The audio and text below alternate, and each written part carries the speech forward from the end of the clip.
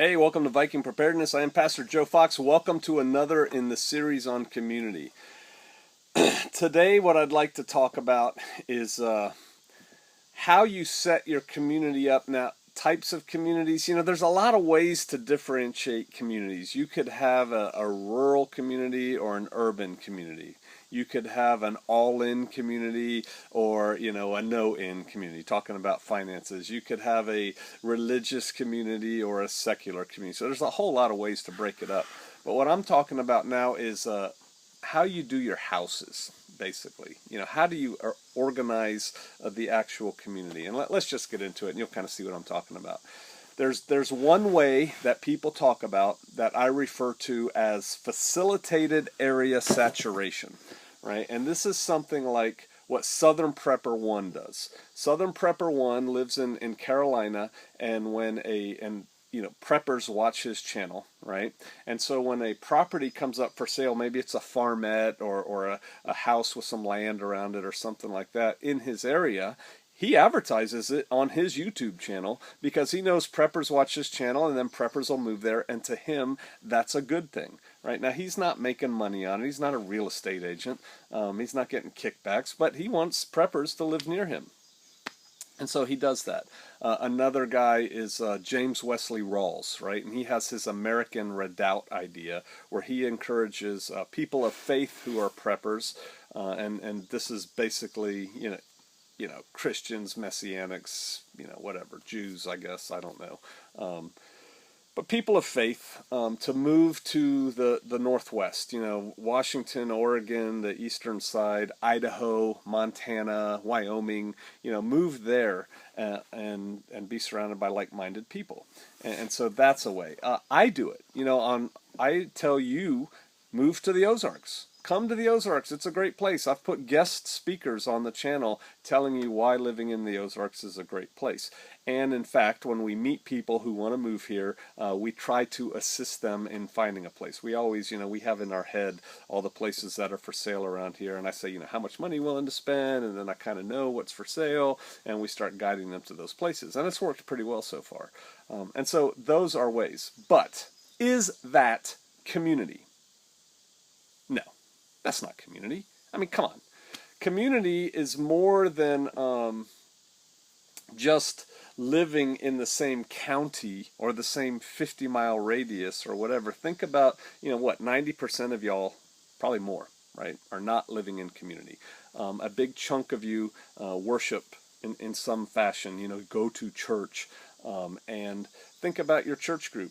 Sometimes things go long and you're having a really good discussion and it's like, man, I wish we didn't have to drive home now. I wish we just lived close together so we could, hang out here longer, but we got to go, so we'll see you. That's the same thing as a church group. Sure, do people get together and help each other, hey, can you help me change the radiator out on my car? Yeah, I'll be over there, tomorrow afternoon. Or can you help me put a barn roof on or something like that? Oh yeah, we can help you do that. We'll all get together and go do that. That's not really community, though. It's really not. The kind of test I use, the rule of thumb, is if you would not walk to that person's house to borrow a cup of sugar, if it's too far to do that, it's not really community. Because, this is a preparedness channel, right? And I try to focus on physical preparedness and on spiritual preparedness. And so, sure, the spiritual preparedness thing, we get to hang out, but when do you hang out? Because, see, if you've got to get in your car and drive, it makes it really hard unless you take very active measures to bring your community together, because this is community. People hanging out together. Neighborhood is not necessarily community. There's more than just proximity that makes community, but proximity is important, especially when this whole house of cards starts to fall down and security issues rise up in importance. You're going to want to be able to work with your neighbors to ensure the security of the whole of the group.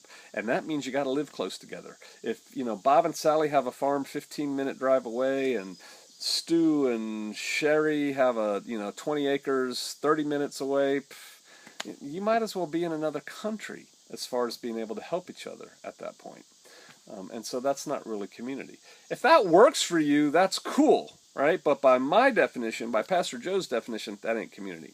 All right, so what's another thing? Because I was talking about neighborhoods. I've lived a lot of different places in the past. And one thing I noticed was that the Church of Jesus Christ of Latter-day Saints, LDS, the Mormons, if you drive around the neighborhoods where their church is, where their ward building is located, within a couple blocks of that building, there are a lot of Mormons who live there. They move close to their church. Now, why is that? Probably because when a house goes up for sale or rent, they have a pretty good network and they say, hey, you can live in this house, it's available now. And so they're doing that facilitated area saturation on a smaller, more tight-knit scale. That works, right? Because if something happens, they're all very close together. They can see down the street to Bob's house. They can walk over to Sally's house to check on her mother. They can take care of their neighbor's dog when they go out of town or something like that. And they're tight. And, Yah forbid something terrible happens, they can close off their neighborhood and take some steps. I've been friends with many Mormons over the years, and some of the wards are pretty well organized. And they have emergency plans to check on their members, and they have signals that they've got planned to use and things like that. But community, right? Looking out for each other, taking care of each other, and they can do that no matter what the circumstances because they're tight. So that's kind of suburban, right? Suburban, urban. Let's look at another way, because a lot of people think community has to be out in the boondocks, like Shofar Mountain. Not necessarily so. And that's another thing. I say Shofar Mountain is a way, but it's not the way. See, there's a lot of different ways to do community, and there is no right way or wrong way. If it works for you, it's okay. Right? If it doesn't work for you, it's not good. But that doesn't mean it's not good for somebody else, right? You can't judge everybody else based on your experiences.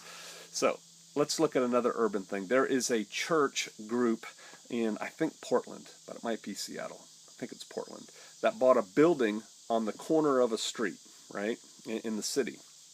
And on the ground floor, on the one street, they have a coffee shop, and on the ground floor on the other street, they have a bookstore.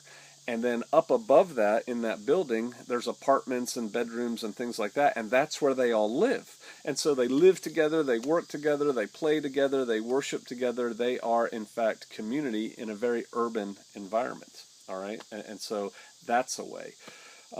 Another way is to move on to land, right? Land. Think of, what was that TV show way back when? I'm going to tell myself age ways. Bonanza, I think. There's like the old rancher, and he has a couple sons, and they're married, and they all live on the family ranch. Is family community, extended family community? I don't think so. I think that's just family.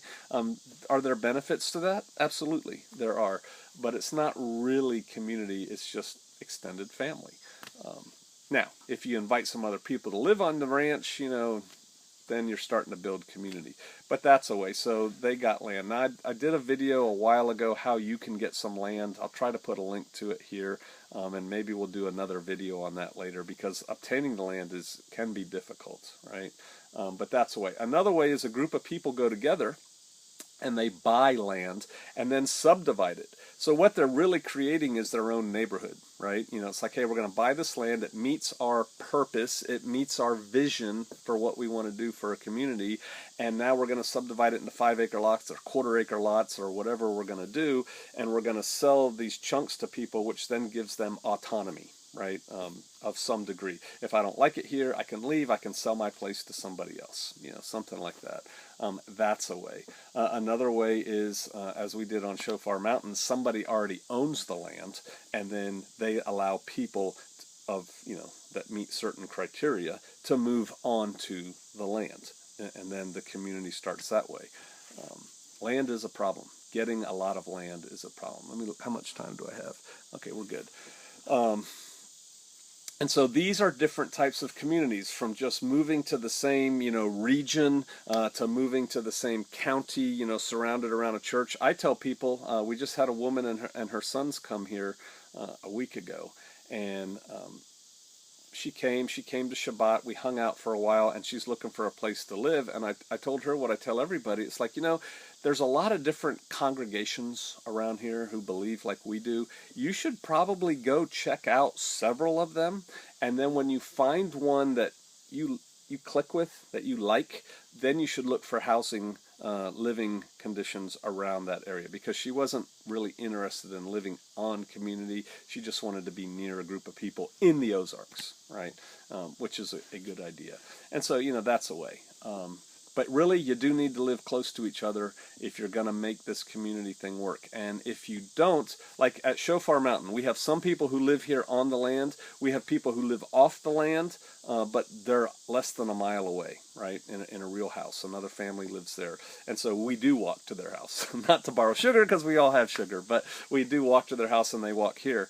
And so, we're always together. We have another brother who actually lives almost a half an hour away, but he's part of our community. Now, I told you before, that's really hard to do if you have to get in your car and drive. But we make effort to get together frequently. We eat a lot of meals together. Probably the people who don't even live on the land, we probably eat, 3 times a week, 2 times a week, depending, together. We hang out together. We spend not just Shabbat church, together, but we spend time during the week together, helping each other, doing things. And so we build those bonds. We maintain those bonds of community. And that's important. We'll get into that later too, about time, investing time. You get out of it what you put into it. And again, that goes, what's your purpose? Is your purpose just, I want to live with people that I can go to the feast with and go to church once a week and maybe see them every now and then? Cool. If that's what you want to do.